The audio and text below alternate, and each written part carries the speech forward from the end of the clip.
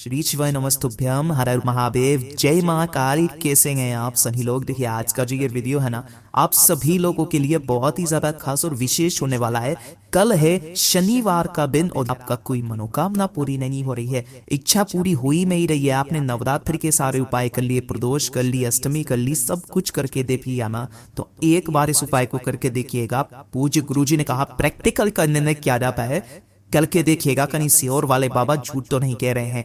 और पीपल के पेड़ को छूकर 3 बार अपनी मनोकामना इस शनिवार के दिन इस उपाय को कर लेना, आपकी जो भी कामना होगी पूरी जरूर होगी। पूज्य गुरुजी की कथा से सुनकर के और समझ करके पूरे उपाय को बड़े ही विस्तार से बताऊंगा, परंतु उससे पहले आप सबसे एक छोटी सी प्रार्थना कि जो लोग पहली बार आए हैं चैनल को सब्सक्राइब जरूर कीजिएगा और वीडियो को लाइक करके देवादिदेव महादेव जी का कोई सा भी प्यारा नाम कमेंट बॉक्स में लिखना मत भूलिएगा। पूज्य गुरुजी कहते हैं कि लोगों को शनि लगता है और शनि को शिव लगता है। अगर आपके शनि महाराज जी के कारण कभी कोई बुरा भारी लोग हो गया है, कुछ अच्छा नहीं चल रहा है, शनि की भैया चल रही है ना, तो आज के इस वीडियो के सारे उपायों को जरूर कीजिएगा। तो इस पूरे वीडियो में हम टोटल 3 महा उपायों के बारे में बात करेंगे जो कि आपकी अलग अलग कामना पूर्ति के लिए सिद्ध होंगे। तो ध्यान से सुनते चले जाना, समझने की कोशिश करना।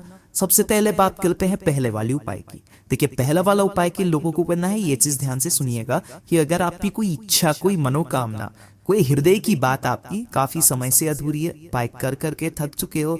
बहुत लोग कमेंट में बोलते हैं कि भैया हमने 3 महीने से, 4 महीने से, 5 महीने से उपाय कर रही हूँ या कर रहा हूँ, मेरी कामना पूरी नहीं हो रही है, बाबा मेरी नहीं सुनता है ना। तो कल शनिवार के दिन इस वाले उपाय को करके देखिएगा, आपकी जो भी कामना होगी पूरी जरूर होगी। आपको लेने होंगे इस तरीके से गुड़, कितना, मात्र 1 टुकड़ा आपको गुड़ का लेना है, छोटा सा, ठीक है। इसी के साथ में आपको लेने होंगे काले तिल, और शनिवार एवं काले तिल का बहुत बड़ा महत्व होता है।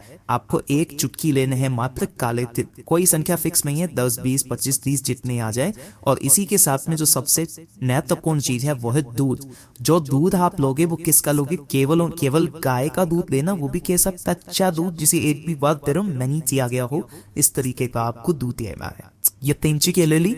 एक स्टील का लोटा लेना, इस स्टील के लोटे के अंदर आपको गाय का दूध इसी के अंदर डाल देना है, जितना आपको मिल जाए उतना। थोड़े से काले तिल जो लिए हैं वो डाल देना, और 1 गुड़ का टुकड़ा भी इसी के अंदर डाल देना। बाकी का जो लोटा है अपने घर के शुद्ध जल से आपको भर लेना है।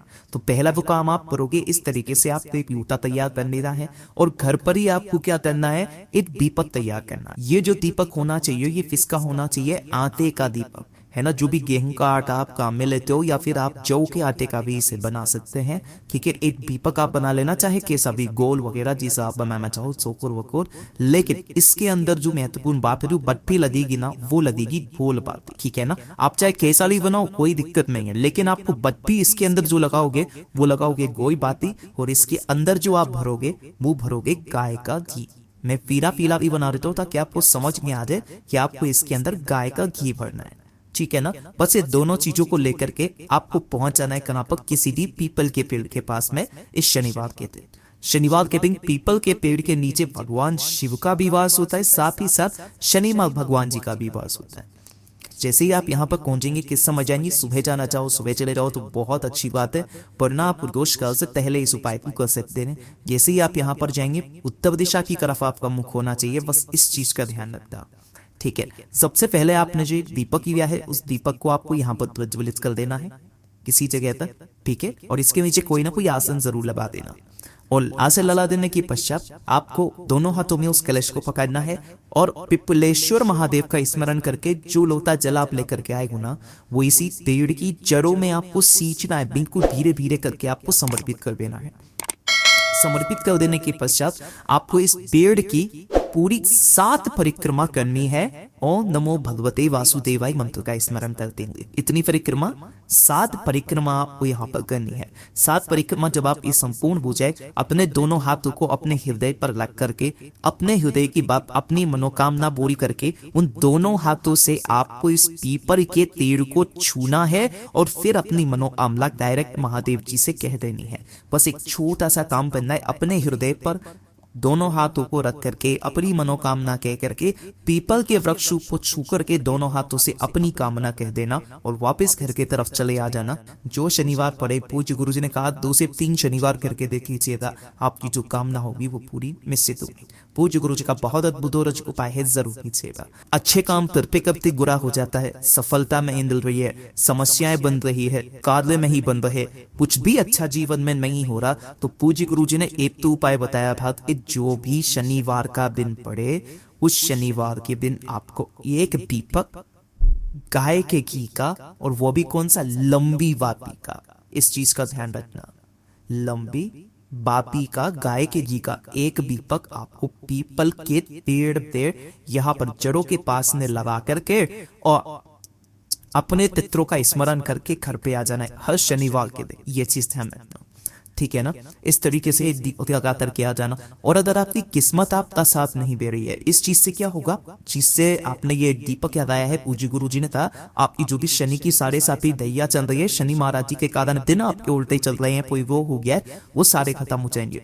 और साथ ही साथ अगर आपकी किस्मत आपका साथ नहीं दे रही, सफलता नहीं मिल रही है, अच्छे काम करते करते बुरा हो जाता है, कार्य नहीं बन रहा है, तो आपको क्या करना है, शनिवार के दिन या किसी भी अमावस्या के दिन, केवल 2 ही दिन इस उपाय को किया जाता है।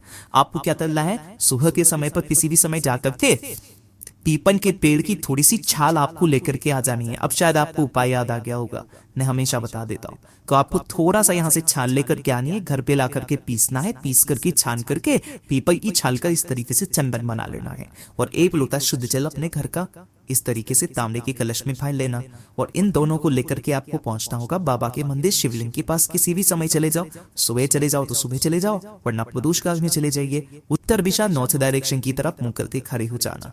अब यहाँ ये उपाय सिर्फ उसी को करना है जिसकी किस्मत साफ नहीं दे रही है, बुरा वक्त चल रहा है। अपने दोनों हाथों से जो भी आप चंदन लेकर के आए हो, पीपल की छाल का शिवलिंग पर अच्छे से आपको लगाना है, अच्छे से इसका अभिषेक करना है पिपलेश्वर महादेव जी का स्मरण करते हुए, ठीक है ना। जब आप इसको अच्छे से लगा लें, थोड़ा सा चंदन अपनी मनोकामना, अपना नाम और गोत्र बोलकर एक किसी भी एक कटोरी के अंदर आपको इकट्ठा तल लेना है। ये पीपल का चंदन इस तरीके से इकट्ठा कर लेना, और बाकी जो एक अशुद्ध जल आप लेकर के आए हो ना, पिपलेश्वर महादेव जी के नाम से ओम नमः शिवाय, श्री शिवाय नमस्तुभ्यम पंचाक्षरी मंत्र षडाक्षरी मंत्र स्मरण करते हुए यहाँ समर्पित करना। समर्पित कर देने के पश्चात जो जल बहता बहता जलाधारी से नीचे की तरफ आए, अपने दाहिने हाथ में थोड़ा सा जल लेकर के अपने ऊपर छींक लेना, और जब भी मौका मिले या घर से बाहर जाओ, या फिर मैं तो कहूंगा आप तो बेली, ये जो चंदन आपने निकाला है ना, इस चंदन की एक बिंदी अपने मस्तक पर, अपने कंठ पर लगाना स्टार्ट कर दीजिए। उसी पिन से आपके दिन सुधरने लग जाएंगे। पूज्य गुरु जी का बहुत अद्भुत और उपाय है, जरूर कीजिएगा।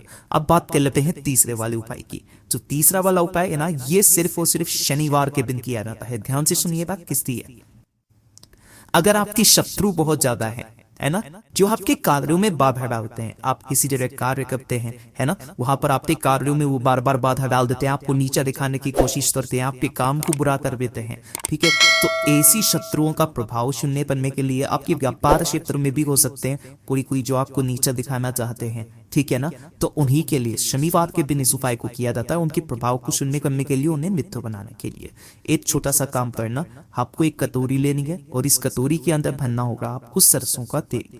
कितना सरसों का तेल भरना है उस चीज के बारे में ध्यान से सुनिएगा। इसके अंदर ये जो पीला पीला मैं दिखा रहा हूँ, ये सरसों का तेल है। आपको इतना सरसों का तेल लेना है कि आपके घर में जो भी रुद्राक्ष है, 1 मुखी, 5 मुखी, 6 मुखी, 2 मुखी, 3 मुखी, 4 मुखी, वो पूरा का पूरा रुद्राक्ष आपकी इस कटोरी में अच्छे से डूब जाए, है ना, अच्छे से डूब जाए वो रुद्राक्ष पूरा।